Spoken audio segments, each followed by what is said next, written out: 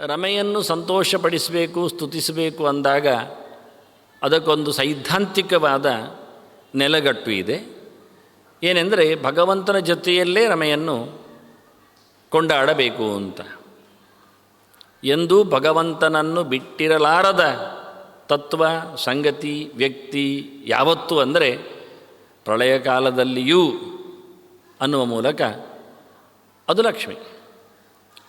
ಆತ್ಯಾಪ್ತರನ್ನು ಪ್ರಳಯ ಕಾಲದಲ್ಲಿಯೂ ಭಗವಂತ ತನ್ನ ತೆಕ್ಕೆಯಲ್ಲಿ ಇಟ್ಕೊಳ್ತಾನೆ ಅಂತ ಇಟ್ಟುಕೊಳ್ಳುವ. ಆದರೆ ಸೃಷ್ಟಿಕಾಲದಲ್ಲಿಯೂ ಬಿಡಲಾರದ ಸಂಗತಿ ಹಾಗೆ ಹೇಳಿದ್ರೇನು? ಸೃಷ್ಟಿ ವಿಷಯಕ್ಕೂ ಬಿಟ್ಟಿರದ ಸಂಗತಿ ಅಂದರೆ ಇದು ಅತ್ಯಂತ ರಹಸ್ಯ, ಗೋಪ್ಯ.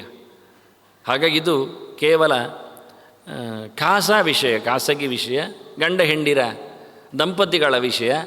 ಹಾಗಾಗಿ ಎಂದೆಂದೂ ಅನಪಗಾಮಿನಿ ಅಂತ ಅನಿಸಿಕೊಂಡಿರತಕ್ಕ ಲಕ್ಷ್ಮಿಯನ್ನು ಸ್ತೋತ್ರ ಮಾಡುವಲ್ಲಿಯೂ ಅಷ್ಟೇ ಕಟ್ಟುನಿಟ್ಟಾಗಿ ಕೇವಲ ಲಕ್ಷ್ಮಿಯನ್ನು ಕರಿಬೇಡಿರಿ, ಕರೆಯಬಾರದು, ಬಿಟ್ಟಿಲ್ಲಲಾರದ ಎರಡು ಸಂಗತಿಗಳವು ಅನ್ನುವುದನ್ನು ಸ್ಪಷ್ಟಪಡಿಸಲಿಕ್ಕೋಸ್ಕರ ವಿಷ್ಣುನಾ ಸಹಿತ ಧ್ಯಾತ ಸಾಪಿತುಷ್ಟಿಂ ಪರಾಮ್ರಜೇತ್ಸ್, ಅವಳಿಗೆ ಖುಷಿ ಅನಿಸುವಂಥದ್ದು, ಅನುಗ್ರಹೋನ್ಮುಖವಾಗುವ ಖುಷಿ ಎನ್ನುವುದು ಆಕೆಗೆ ನಾರಾಯಣನ ಜೊತೆಯಲ್ಲಿ ಕರೆದಾಗ ಮಾತ್ರವೇ. ಇದು ಲೌಕಿಕವಾಗಿಯೂ ಹೌದು ಎನ್ನುವುದು ನೋಡಿಕೊಂಡಿದ್ದೇವೆ. ಈ ನೆಲೆಯಲ್ಲಿ ಆಚಾರ್ಯರು ಸ್ಪಷ್ಟವಾಗಿ ರಮೆಯ ವೈಭವವನ್ನು, ಇಡೀ ಜಗತ್ತಿನ ವಿಶೇಷವಾದ ಎಲ್ಲ ಬಗೆಯ ಕೆಲಸಗಳನ್ನು ರಮೆ ಮಾಡ್ತಾಳೆ, ಅಂತಹ ಸಾಮರ್ಥ್ಯ ಆಕೆಯಲ್ಲಿ ಇದೆ, ಅಂತಹ ಯೋಗ್ಯತೆ ಅವಳದ್ದು. ಅನ್ಯಾದೃಶವಾದ ಭಗವಂತನ ನಂತರದಲ್ಲಿನ ಪರಮೋಚ್ಚವಾದ ಯೋಗ್ಯತೆ, ಸಾಮರ್ಥ್ಯ ಇರುವವಳು ಮಹಾಲಕ್ಷ್ಮಿ ಅಂತ ಮೊದಲ ಮಾತಿನಲ್ಲಿ ಹೇಳಿ ನಾನು ಅವಳನ್ನು ವಿಶ್ವಶ್ರೀಯಿಂದ ಕರೆದಿದ್ದೇನೆ. ವಿಶ್ವಸ್ಥಿತಿ ಪ್ರಳಯ ಸರ್ಗ ಮಹಾವಿಭೂತಿ ವೃತ್ತಿಪ್ರಕಾಶ ನಿಯಮ ವೃತ್ತಿಬಂಧಮೋಕ್ಷಾ ಯಸ್ಯ ಅಪಾಂಗಲವ ಮಾತ್ರತಃ ಊರ್ಜಿತಾ ಸಾ ಶ್ರೀಹಿ. ಪ್ರಣವವಾಚ್ಯಳಾಗಿ ಆಕೆಯನ್ನು ನೋಡಿದ ಬಗೆಯೂ ಇದೆ ಮೂರು ಮಂತ್ರದಲ್ಲಿ. ಅಂತಹ ಮಹಾಲಕ್ಷ್ಮಿ ಜೊತೆಯಲ್ಲಿ ನೆಲೆಗೊಂಡ ನಾರಾಯಣನಿಗೆ ನಮಸ್ಕಾರ ಅಂತ. ಮತ್ತು ಎರಡನೆಯ ಸೊಲ್ಲಿನಲ್ಲಿ, ಮಾತಿನಲ್ಲಿ, ಸ್ತುತಿಯಲ್ಲಿ, ಪದ್ಯದಲ್ಲಿ ಆಚಾರ್ಯ ಮಧ್ವರು ಎಲ್ಲರನ್ನೂ ಯಾವ ನೆಲೆಯಲ್ಲಿ ಆಕೆ ನೆಲೆಗೊಳಿಸ್ತಾಳೆ. ಬ್ರಹ್ಮೇಶ ಶಕ್ರ ರವಿಧರ್ಮ ಶಶಾಂಕ ಪೂರ್ವ ಗೀರ್ವಾಣ ಸಂತತಿರಿಯಂ ಯದಪಾಂಗಲೇಶಮಾಶ್ರಿತ್ಯ ವಿಶ್ವವಿಜಯಂ ವಿದಧಾತಿ. ಇಡೀ ಜಗತ್ತನ್ನು ಗೆದ್ದ, ಇಡೀ ಜಗತ್ತಿಗೆ ಗೆಲುವನ್ನು ತಂದಿತ್ತ ಈ ಲೋಕಪಾಲಕರು, ಬ್ರಹ್ಮಾದಿಗಳು, ಭೃತ್ಯರು ಇವರೆಲ್ಲರೂ ಮಹಾಲಕ್ಷ್ಮಿಯಿಂದ ಅನುಗ್ರಹೀತರೆ. ಅದು ಸತ್ಯ.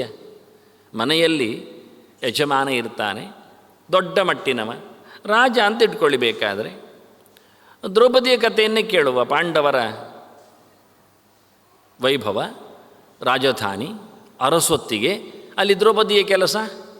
ದ್ರೌಪದಿ ಹೇಳುತ್ತಾಳೆ, ಎಲ್ಲ ಭೃತ್ಯರ ಆಗು ಹೋಗುಗಳು ನನಗೆ ಗೊತ್ತು, ಯಾರು ಏನು ಕೆಲಸ ಮಾಡ್ತಾರೆ, ಯಾರಿಗೇನು ಅರಮನೆಯಿಂದ ಸಂದಾಯ ಆಗತ್ತೆ, ಯಾರು ಎಂತಹ ಯೋಗ್ಯತೆಯ ಸಾಮರ್ಥ್ಯವುಳ್ಳವರು ಅನ್ನೋ ನನಗೆ ಗೊತ್ತಿದೆ ಅಂತಾಳೆ.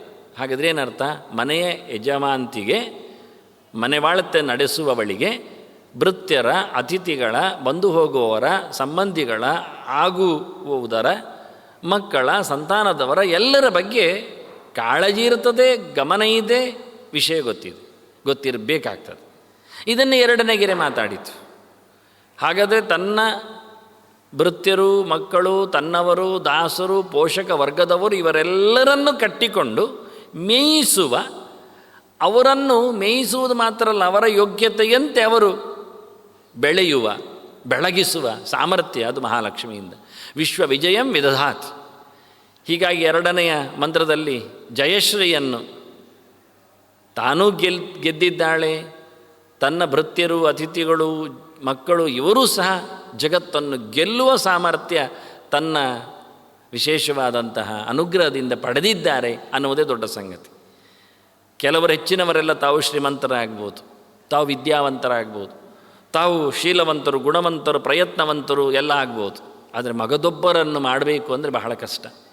ಅವನನ್ನು ಗುಣವಂತನಾಗಿಸುವ, ಸಮಾಜವನ್ನು ಧೀಮಂತವಾಗಿಸುವ, ಸುತ್ತಮುತ್ತಲವನ್ನು ಒಳ್ಳೆಗೊಳಿಸುವ, ತಿಳಿಗೊಳಿಸುವ, ಶುದ್ಧಗೊಳಿಸುವ ಕೆಲಸ ಪಕ್ಕಾಗುವುದಿಲ್ಲ.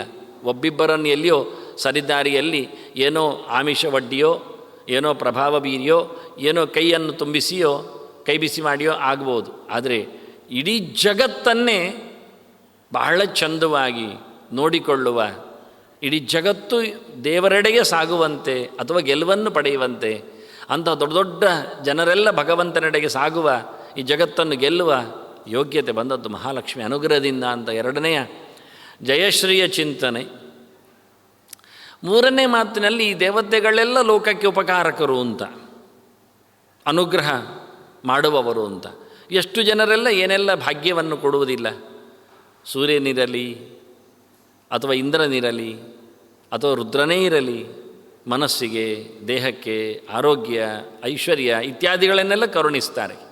ನಾವು ಮಾಡತಕ್ಕ ಎಲ್ಲ ಕರ್ಮಗಳಿಗೆ, ಮನುಷ್ಯರ ಬಯಕೆಗಳಿಗೆ, ಪುರುಷಾರ್ಥಗಳಿಗೆ ಇಂಬು ಕೊಡುವವರು ಮಹಾಲಕ್ಷ್ಮಿಯ ಪರಿಚಾರಕ ವರ್ಗದವರು. ಅವರೆಲ್ಲ ಅಂತಹ ರೀತಿಯಿಂದ ನಮಗೆ ಬೇಕಾದ ಸವಲತ್ತುಗಳನ್ನು ಕೊಡುವಲ್ಲಿ ಸಮರ್ಥರು ಯಾಕೆ ಆದರೂ ಮಹಾಲಕ್ಷ್ಮಿ ಅನುಗ್ರಹ. ಧರ್ಮಾರ್ಥಕಾಮ ಸುಮತಿ ಪ್ರಚಯಾದ್ಯಶೇಷಂ ಸನಮಂಗಲಂ ವಿದಧತೆ. ಲೋಕಕ್ಕೆ ಮಾಂಗಲ್ಯವನ್ನು ಕೊಡುವ ಈ ಎಲ್ಲ ದೇವತಾ ಗಣಗಳನ್ನು ನೋಡಿದರೆ ಇದು ಮಾಂಗಲ್ಯ ದೇವತೆಯದ್ದೇ ಪೂರ್ಣವಾದಂತಹ ಅನುಗ್ರಹ ನೋಟ. ಅದಿಲ್ಲದೆ ಸಾಧ್ಯವೇ ಇಲ್ಲ. ಆ ನಮೂನೆ ಜಗತ್ತಿಗೆ ಮಾಂಗಲ್ಯವನ್ನು ಕರುಣಿಸುವಂತೆ ಮಾಡಿದ ಮಾಂಗಲ್ಯ ದೇವತೆಯನ್ನೂ ಹರಸಿದ, ಬಹಳ ವಿಚಿತ್ರವಾಗಿ ವಿಶಾಲವಾಗಿ ಪ್ರೀತಿಯಿಂದ ಕಣ್ಣರಳಿಸಿ ನೋಡುವ ದೇವರು ಎಷ್ಟೆತ್ತರ ಇಲ್ಲ ಅಂತ ಆಚಾರ್ಯ ಮಧ್ವರು ಮೂರನೆಯ ಮಹಾಲಕ್ಷ್ಮಿಯನ್ನು, ಮೂರನೆಯ ಗೆರೆಯಲ್ಲಿ ಲಕ್ಷ್ಮಿಯ ವೈಭವವನ್ನು ನಾನದನ್ನು ಮಂಗಳಶ್ರೀ ಅಂತ ಕರೆದಿದ್ದೇನೆ. ಶುಭಶ್ರೀ ಇಲ್ಲಿ ಇದೇ ಶಬ್ದವನ್ನು ಇಟ್ಟುಕೊಳ್ಳುವ ಮೂಲಕ ಮಂಗಳಂ ವಿದಧತೆ ಅಂತ, ಹಾಗಾಗಿ ವಿಜಯಂ ವಿದಧಾತಿ ಅಂತ ಅದೇ ಶಬ್ದವನ್ನು ಎತ್ತಿಕೊಂಡು ಮಾತಾಡುವುದರಿಂದ ಹಾಗೆ ಹೇಳುವ ಮೂಲಕ ಮಂಗಳಶ್ರೀ ಇದ್ದಾಳೆ. ಮೂರನೆಯ ಮಾತಿನಲ್ಲಿ ದೇವತೆಗಳ ಕಾರುಣ್ಯವನ್ನು, ಲೋಕಕ್ಕೆ ಅವರು ಎಸೆಯುವ ಕೊಡುವ ಬಹಳ ದೊಡ್ಡ ಮಟ್ಟಿನ ಕ್ಷೇಮವನ್ನು ಬಿತ್ತರಿಸಿದರು. ಮೂರು ಹಂತ ಆಯಿತು. ಭಗವಂತನ ವಿಶೇಷವಾದ ಅನುಗ್ರಹ ಮಹಾಲಕ್ಷ್ಮಿಗೆ, ಮಹಾಲಕ್ಷ್ಮಿಯ ಪರಿಪೂರ್ಣವಾದಂತಹ ಕೃಪಾಕಟಾಕ್ಷ ದೃಷ್ಟಿ ಅದು ದೇವತಾವೃಂದಕ್ಕೆ. ಆ ದೇವತಾವೃಂದವನ್ನು ಯಾರು ಆಶ್ರಯಿಸಿಕೊಂಡಿರ್ತಾರೆ ಅವರಿಗೂ ಮಾಂಗಲ್ಯವನ್ನುಂಟು ಮಾಡುವ ಸೌಭಾಗ್ಯ ಇದೆ, ಯೋಗ್ಯತೆ ಇದೆ, ಸಾಮರ್ಥ್ಯ ಇದೆ ಅನ್ನುವ ಮಟ್ಟಿನಲ್ಲಿ ನಾಲ್ಕನೇ ಅಂತನ್ನು ಹೇಳಿದರು.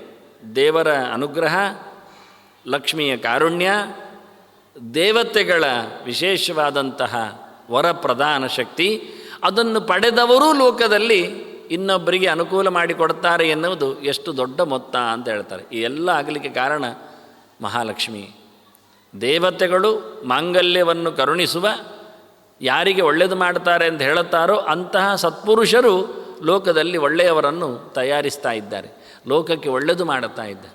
ಇವತ್ತು ನಮಗೆ ಲೋಕದಲ್ಲಿ ಒಳ್ಳೆಯದಾಗುವುದಿದ್ದರೆ ಒಂದಷ್ಟು ಪತಿವ್ರತ ಸ್ತ್ರೀಯರಿಂದ, ಒಂದಷ್ಟು ಧರ್ಮವನ್ನು ನಡೆಸುತ್ತಿರತಕ್ಕಂತಹ ಜ್ಞಾನ ವೃಂದಗಳಿಂದ, ಒಂದಿಷ್ಟು ಎಲ್ಲವನ್ನು ಪರಿತ್ಯಾಗ ಮಾಡಿಕೊಂಡು ಕುಳಿತಿರುವ ಸಾಧು ಸಂತರಿಂದ, ಇದು ವಿದುರನು ಹೇಳುತ್ತಾನೆ, ಎಲ್ಲ ಕಡೆಯೂ ತಿಳಿಸಿಕೊಡ್ತಾರೆ. ಈ ನೆಲವೇ ಒಪ್ಪಿಕೊಳ್ಳುತ್ತದೆ.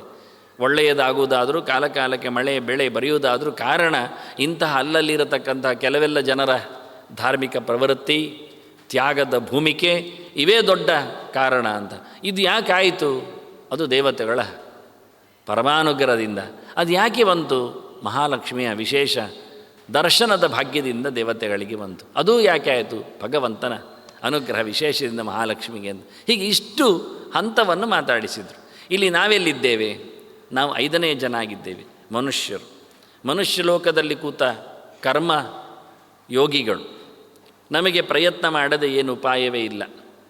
ಬಾಯಿ ಮುಚ್ಚಿ ಕುಳಿತುಕೊಂಡ್ರೆ ನಮ್ಮದೇನು ಸಾಧನೆ ನಡೆಯುವುದಿಲ್ಲ.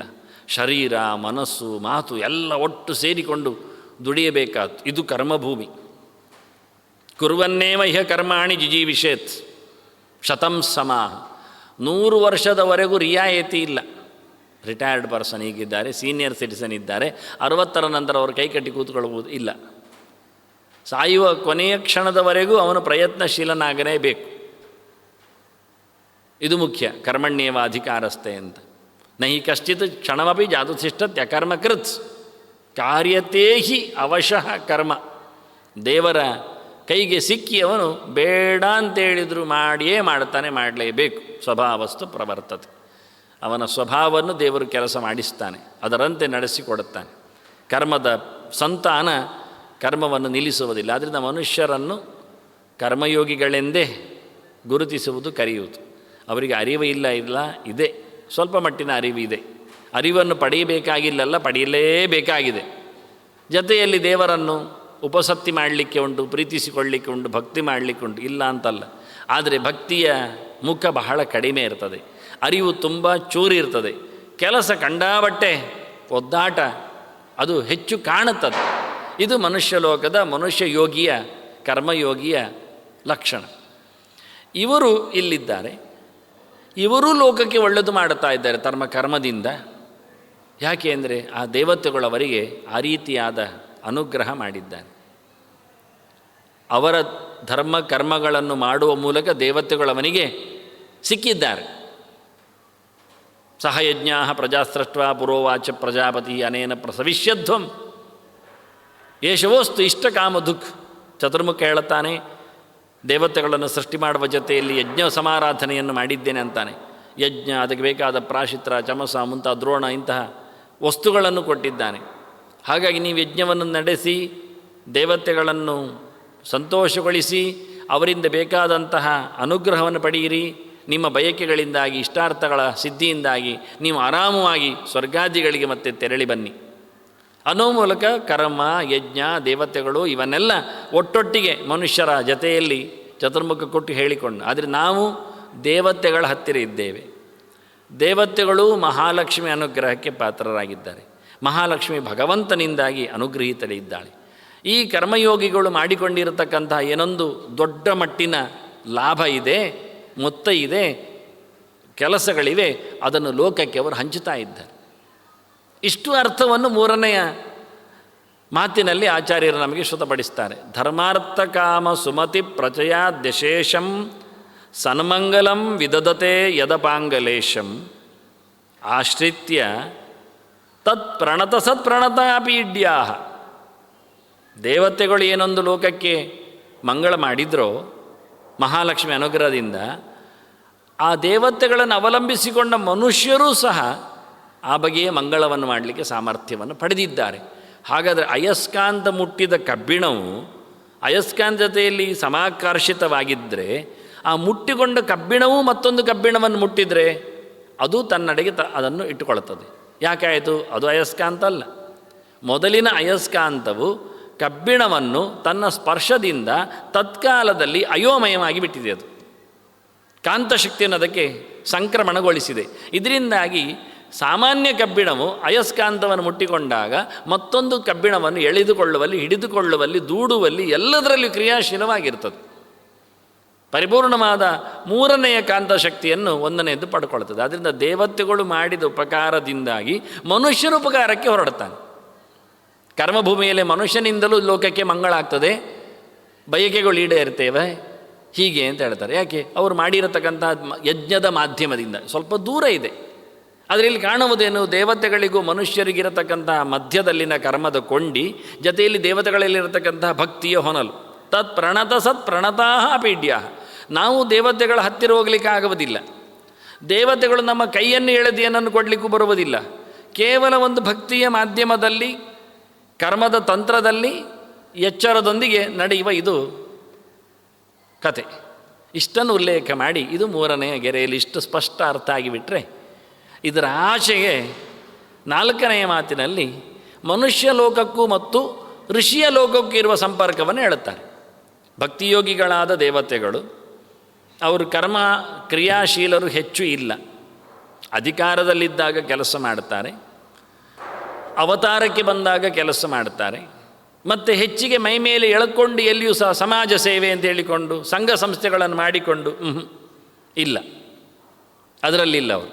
ಆದ್ದರಿಂದ ಅವರಲ್ಲಿ ಹೆಚ್ಚು ಮಟ್ಟಿನ ಭಗವಂತನ ಮೇಲಿನ ಎಚ್ಚರದಿಂದ ಮಾಡುವ ವಿಶ್ವಾಸವೇ ಭಕ್ತಿಯೇ. ಆದರೆ ಋಷಿಗಳಲ್ಲಿ ಹಾಗಲ್ಲ.